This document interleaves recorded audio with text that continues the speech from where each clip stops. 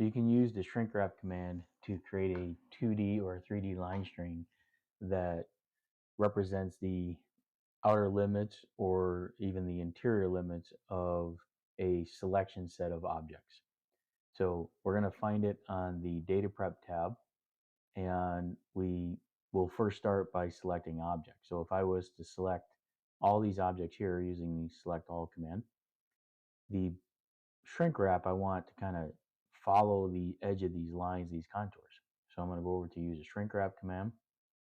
You can give it a name, set the layer for the line string to be drawn on, and then you can set your maximum edge length. This is something that you might want to play with. I'm going to start with 100, and you can see I have my objects already selected. So if I didn't, I would select them here. And I'm not going to track the internal region, so I'm going to uncheck that, and I'm going to click apply. And you can see here that it actually created a 3D line string that followed the outer line object here. So even going through these points up here at the top.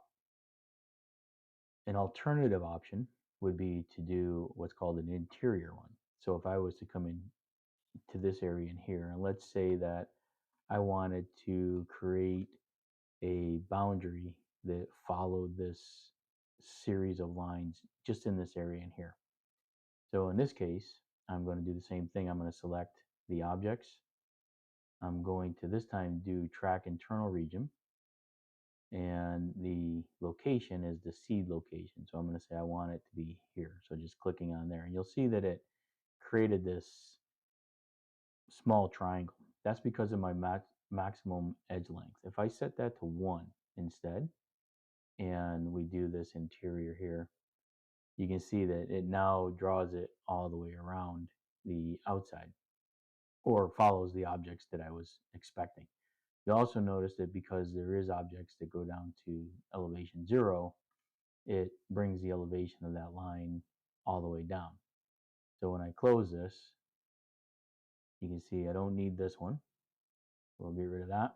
But this one here, I did it twice, so I'm going to delete one, and we'll keep the other one. To fix that, what you can do is use the change elevation command and use absolute elevation, set that to 0, and now that object is all the way down here at 0.